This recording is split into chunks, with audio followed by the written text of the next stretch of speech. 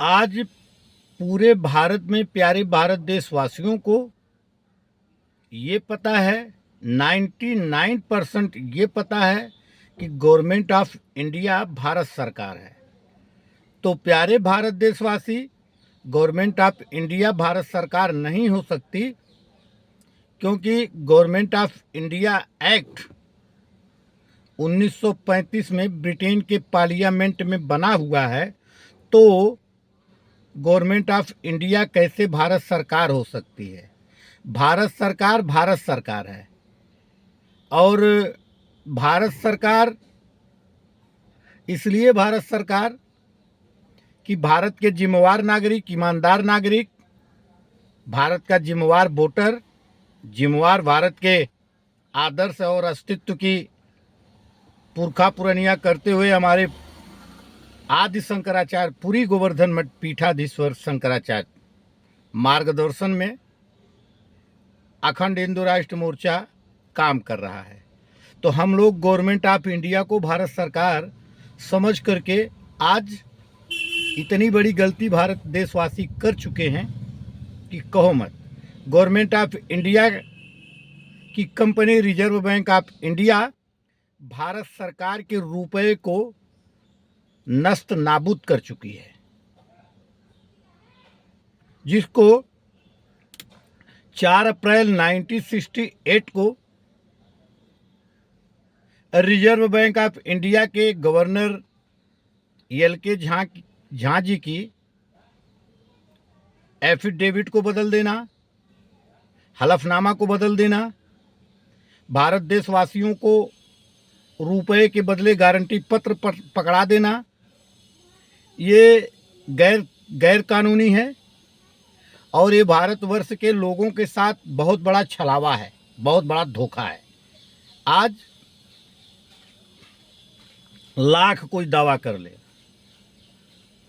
मगर सच्चाई ये है कि आज पूरे भारतवर्ष में किसी व्यक्ति के पास, किसी भी नागरिक के पास, सभी की बात कर रहा हूँ, किसी भी नागरिक के पास भारत सरकार की रुपया नहीं है।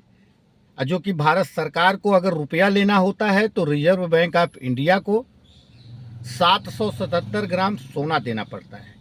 उस सोने की कीमत प्यारे भारत देशवासी आज के डेट में जो बड़े बड़े अभिनेता जैसे अमिताभ बच्चन हो गए और ऐसे तमाम ऐसे नेता हैं जो कल्याण ज्वेलर्स, इसलिए कल्याण ज्वेलर्स का नाम ले रहा हूँ, आप सब प्यारे भारत देशवासी, कल्याण ज्वेलर्स एक अच्छा सोना प्रोवाइड कराते हैं, अच्छे लोग हैं, ये पुराने रईस लोग हैं।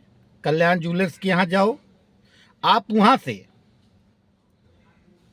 777 मिलीग्राम सोने की कीमत पूछो और जिसकी हैसियत है वो खरीद सकता है, और जिसकी हैसियत नहीं है वो नहीं खरीद सकता। दाम तो पूछ सकता है। कल्याण ज्वेलर्स इतना अच्छा ज्वेलर्स है, वो नाम बता देंगे।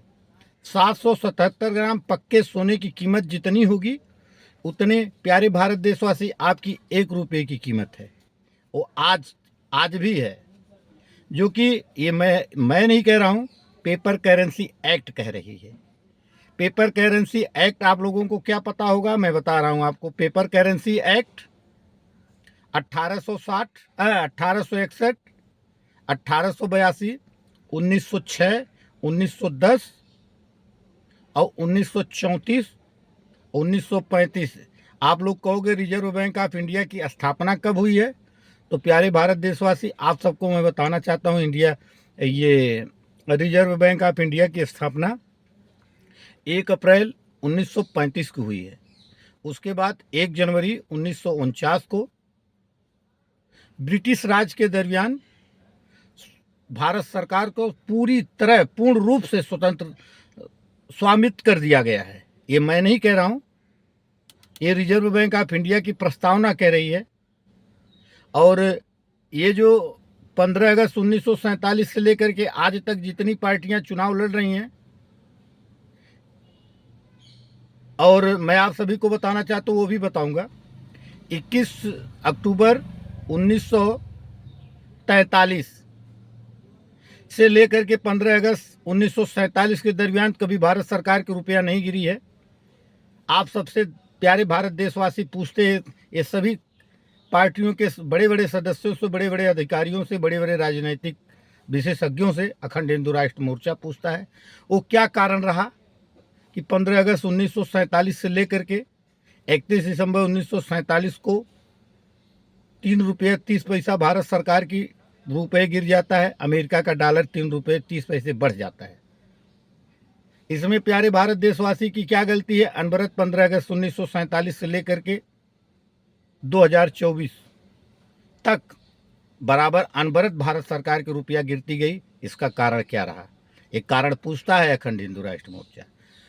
वो भारत जो दुनिया का सबसे धनी देश भारत, आज प्यारे देशवासी, आज गारंटी पत्र को बता दिया जाता है भारत सरकार की रुपया नहीं हो सकती, जो कि उसमें लिखा हुआ है केंद्रीय द्वारा प्रस्तावभूत पढ़े पढ़े लिखे हुए हैं यहाँ पे, वो सबको पता है प्रस्तावभूत का मतलब क्या है। और एक जगह लिखा हुआ है, मैं धारक को 10 रुपये 20 रुपये 50 रुपये 100 रुपये 200 रुपये 500 रुपये देने का वचन अदा करता हूँ। रुपया देने का वचन अदा कर रहे हो, गारंटी पत्र नहीं, जो कि गारंटी ये दे रही है केंद्र सरकार। ये पूछता है अखंड हिंदू राष्ट्र मोर्चा, भारत सरकार की रुपया है कहाँ, जो कि दुनिया की सबसे बड़ी रुपया है भारत सरकार की।